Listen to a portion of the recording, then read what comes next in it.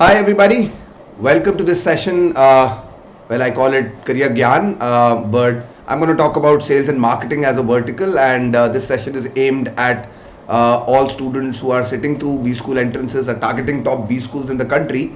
Well, with interviews and the PI/VAT stage coming up, I think it's important to understand career options before you state that as an objective in your career, right? My name is Anand Venkateshan. I'm an educator with Unacademy. I've done my engineering from VIT Vellore and then did my postgrad from IIM Bangalore. Why I can talk about sales and marketing is because I've worked for about 4 years in the sales and marketing sector. I've worked with one of India's largest FMCG companies. Post that, I did work. I've been training students for a variety of entrance exams. Indeed, that was in a sense my calling. Right. Before we go ahead and into sales and marketing, a peek into this interesting career option after MBA. I will quickly mention that Unacademy and the educators with me are going to share tons of such content videos on strategy, how to tackle interviews, how to go about identifying understanding yourself and identifying your goals. So in order to make the most of it, do join us on social media platforms. We have a channel Cat for MBA on YouTube that you must definitely join. But do get updates by also following us on Telegram. The links are shown right on the screen here. All right, let's get into today's session on sales and marketing. Well, I think everybody understands sales. I think the art of selling, there's many movies that talk about sales. In fact, one of the most common questions in an interview, the moment you say that my career objective is sales and marketing, is for them to ask you to sell a pen, right? It's very, very common thing to happen. Well, if you want to understand the difference between sales and marketing, I think the easiest way in which I can explain that to you is the push versus pull strategy, right? What is the push and pull strategy? The pull strategy basically says that you attract customers, you cultivate their interest, and once they are interested, they would automatically seek out information about the brand, about the category, and make the purchase, right? So that's pull strategy, whereby you're using advertisements, you're using various forms of promotion to let the customer know about the product and make him or her explore various choices. The push strategy, on the other hand, what it does is that it makes sure that the product is available at all points that the customer or the consumer would visit, right? And so the push strategy basically assumes that if a product is available and the customer has a need, then the product that is the most widely available would then be sold, right? So in a sense, the push strategy would directly relate to sales, whereas the pull strategy would more or less correspond to marketing. But I mean, this is obviously an oversimplification. In reality, sales and marketing have a very, very thin divide. In fact, most roles in the FMCG sector with consumer durables good companies will in fact involve a mix of these strategies, will involve a mix of sales and marketing. This diagram that I've shown over here is the typical marketing funnel, right? It's a beautiful structure to have if you're ever dealing with a case study on sales and distribution, on sales and marketing, because what it tells you is that essentially you're trying to funnel customers all the while, right from the top, where you could talk about creating awareness. Most big FMCG companies typically try to make all of India aware of their products and their brands, and they do so by marketing themselves on big media like television, like print, like even in today's world, OTT platforms. But once the customer becomes aware, once awareness kicks in, there are various other stages through which the consumers will get filtered, right? So of the people who are aware, a small proportion would then be interested in that product. Of those interested, some would then put your brand into consideration. Once the brands are into consideration, there is an intent of purchase, which is at that point the customer or the consumer visits the shop, or the retail outlet, and evaluates the various products available there, and finally makes the purchase, right? So you can see there's a series of steps through which the customer is, hoops through which the customer sort of jumps through, which means that as a marketer, I think it's important for you to understand these stages when you're devising a plan, right? A go-to-market plan will essentially involve all of these steps, and the funneling technique basically, is quite useful in a guesstimation problem. Like if you have a conception of your target customer, what age bracket, what demographics he or she belongs to, then you could possibly construct a funnel whereby you're targeting them right from the stage of awareness right up until the point of purchase, and you could look at the customer falling into this funnel. One other perspective I want to leave you with is that marketing is typically presumed to be above the line, which means that all the expenditure that all the money that you spend is typically shown above the line. I'm sure some of you who are studying accounts or commerce will understand this. If you don't, well, not a problem. You will get to study this at a B school. But all expenses that are marketing are much larger in quantum, and hence they are indeed allocated above the line, and all other expenses for sales are typically translated as below the line. They are more or less combined into smaller categories of expenditure. Okay, let's also spend a minute on quickly understanding what exactly is FMCG. The full form is obviously fast moving consumer goods, but broadly, what do you understand by consumer goods and fast moving consumer goods? Anything that the typical Indian, the typical consumer buys and purchases and consumes, right? But doesn't just consume over a longer duration. He or she consumes it very fast. So we're talking about broadly two categories here. The one on the left are categories relating to food. The one on the right are categories relating to non-food categories. And you can see that FMCG goods typically include a lot of these products,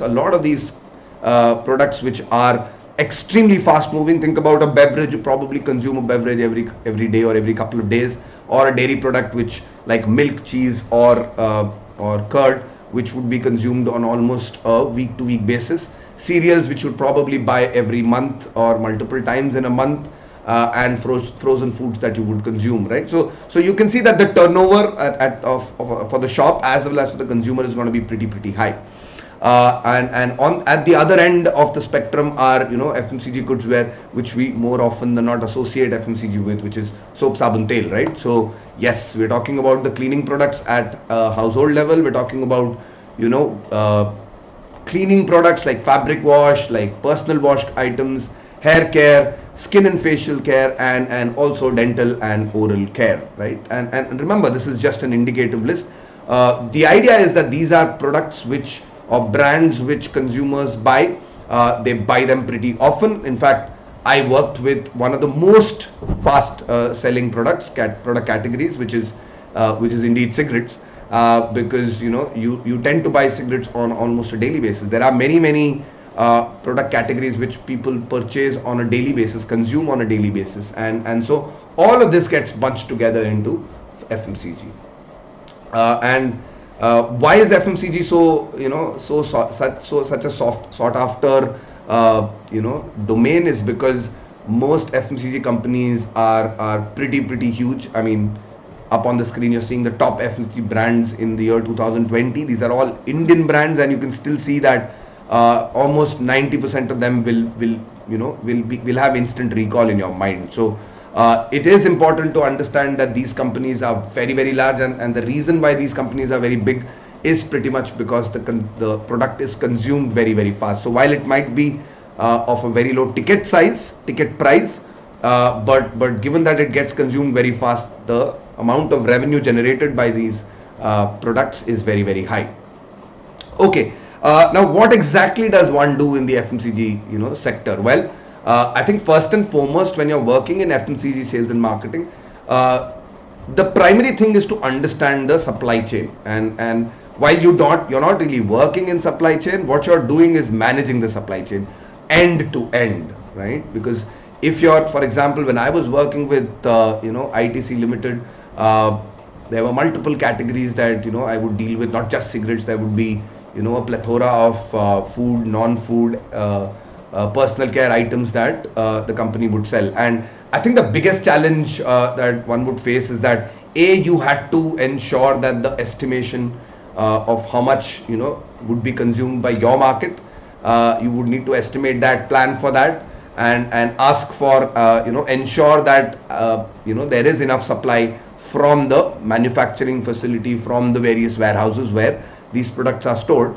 But then from the warehouse to the channels that you serve in your particular territory would also be a big part of your job, right? Which means that you would worry about whether it is available in sufficient quantity in the big stores, retail, modern retail outlets like a Big Bazaar or a Spencer's or many other such modern format retail shops. But that's not obviously the only channel, because you typically also categorize retail outlets into kirana stores or grocery outlets, right? Pan outlets or convenience outlets. So each of these channels would be unique in terms of the kind of so remember, in FMCG there is also a very big difference between customer and consumer, because a customer would be somebody who buys from you, but the consumer could be somebody who uses that particular product. So in FMCG marketing, when you're in charge of sales and marketing, then your customer is typically the shopkeeper. So you need to understand his behavior, you need to understand his motivations, why he purchases. In fact, you'd probably also get into the psyche of his customer, right? Which would typically be, let's say, the mom or the dad who would come and purchase from that shop. But the end consumer might not be the same, right? So there always needs to be this balance between customer and consumer behavior. And FMCG gives you, at the very basic level, it gives you an insight into the entire spectrum of activities that a manufacturing concern does. But it also gives you this beautiful insight into how consumers pursue, how they view the brand, how they perceive the brand, how they engage with the brand. And these inputs are invaluable, which is why most companies, most marketing firms typically end up relying on a couple of sales stints first, and only then allowing you to get into marketing, right? So typically that's the way it would work out, and there is a very good reason why that is so. So exactly, what does FMCG marketing retail? I'll in very short, I will tell you what are the activities that a sales and marketing professional would do in an FMCG company. Well, at the very top would be planning and target setting, right? Because every month, irrespective of whether you are working with HUL or ITC or Britannia or Parle, doesn't matter which company you work with, you would need to set a target for each and every month. And while there would be an annual target, you need to break it down by month, and so every month you would have a target. But remember, it's not just target setting for yourself, it's target setting for your entire team. I used to work with with about 55 distributors in a metro town. Even in non-metro town, the number would be pretty similar. So 50 to 55 distributors. Each distributor itself would be like a company, right? They would have turnovers of 2 to 5 crores, if not more. And they would hire a lot of people in the market. So you're managing 50 such companies. There is a team that you have within the company that you work for, and then there would be an allied team that your distributor would have. So you're managing the target for each and every distributor. You're ensuring and you're planning and monitoring the manner in which sales and distribution tasks are carried out at your depots and your distributors. I did talk about managing distribution. Well, I think the primary thing when you're dealing with sales and marketing is to worry about, is my product, I mean, there were 3 golden rules here: availability, visibility, and freshness, right? Are my brands available in a large proportion of shops, right? Remember, width means if there are 10 lakh shops in the territory that I cover, is my product or is my brand available in all 10 lakhs? Is it going to be 8 lakhs? Is it going to be a certain percentage? You'd have a target and you'll try and meet that target. But it's not just the width, it's also the depth, which means that even if it is available in, let's say 8 lakh shops, in every shop that it's available in, how many units of my product are available, right? Of my brand are available? Is it how many stock keeping units, or SKUs as they are called, are made available there? So there's both width as well as depth of distribution to be worrying about. And like I said, availability is what we were talking about, but also visibility, right? It's not important just for your product to be available, but it's actually critical that it also is visible to the consumer when he or she visits the shop. So multiple factors at play here, and obviously none of these things you're doing yourself. You're sort of remote controlling your team and the distributors team to ensure that the distribution is wide, it's deep, and it's visible.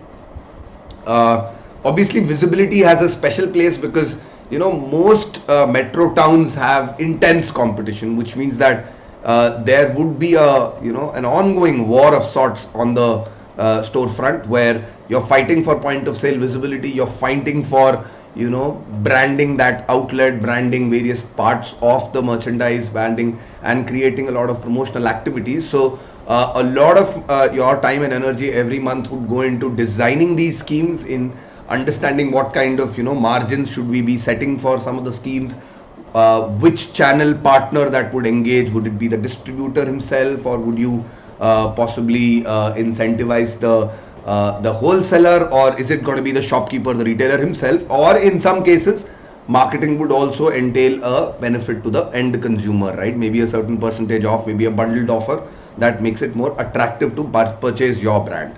So those are items that that you would then also worry about. People management is one of the biggest things. Trust me, when you're working with a team of 50 to 100 people of various mindsets and education and personalities, I think it's a big skill to be a people person, right? You need to understand people, their motivation. Imagine you walking into a distributor. I mean, I remember the first day I walked into a distributor shop. Remember that you're a new fresher from a college, MBA. Sure, you're done your MBA, but you're meeting somebody who already has a turnover of 2 to 5 crores every month.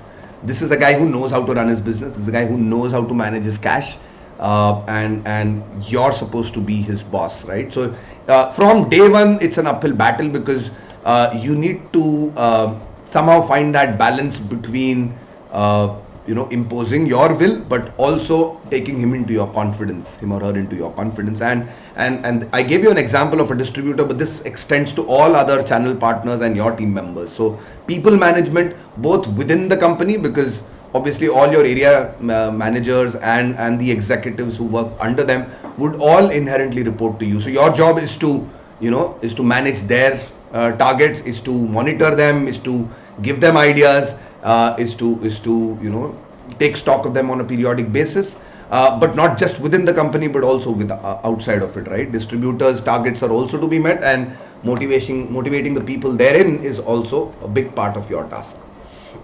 Well, this is not immediately apparent, but a large proportion of your time does indeed go into financing and budgeting, because remember, the branch that you work for, right? I was working for Calcutta branch, for example, right? And trust me, all of Calcutta would be under my command, right? There would be a branch manager that I would report to, but specific categories and channels would be your baby. And in that case, what you're also doing is getting into finance and budgeting. Sure, there would be a finance team that would report to you, but end of the day, big decisions on how much to be spent, how to monitor, how to get invoices, how to keep the documentation ready, is all part of your responsibility.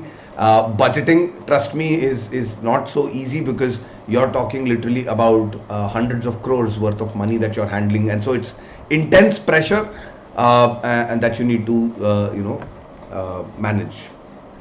And last but not the least, you will manage a lot of external agencies as well. This includes logistics partners, point of sale merchandise vendors. These are agencies which will do market research for you, that will help you do promotional activities, and a plethora of other things. So there's many outside agencies that you will empanel, that you will evaluate, that you will administer tasks through, So a big proportion of your time also goes into managing these agencies, right?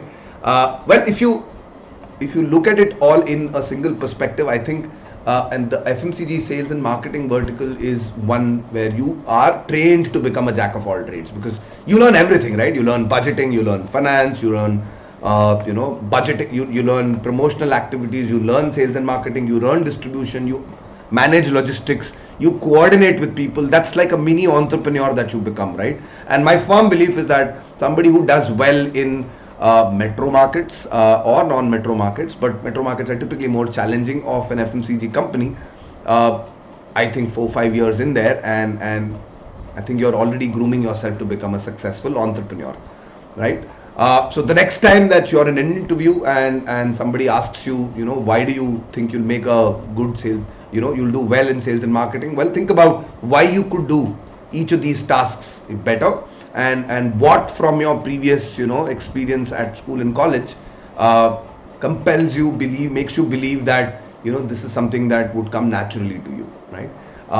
I'm just giving you a thread here, but if you've managed events in college, then you know that digital marketing using posters and emails and SMSs, and today WhatsApp and social media, all of that is at one end. But end of the day, it's not just the marketing, it's not just the event planning, it's everything that you will be doing as a sales and marketing professional. So do think hard and do think well before you say this in an interview. But I hope that I've given you an interesting perspective about what sales and marketing is all about, right? Well, to keep learning, we are doing many of these sessions on YouTube, but do consider taking a Plus subscription. Do visit the Unacademy app. It's a wonderful app. It gives you everything you need. Learn, compete with others, and perform in the end. And all you need to do is subscribe by downloading the app and choosing your goal. You'll get multiple subscription plans, but choose as long a plan as you possibly can, because that's what really enables you to get better. That gives you time, that gives you the width of educators on our channel, and surely we can get you there. Don't forget to use my referral code AV01, because that gives you a 10% discount straight away, right? Well, on that note, I'm going to stop. Here are our social media profiles. Do like, share and subscribe, and I'll catch you very, very soon in another episode of Career Gyan. Thank you. Have a great day, you guys.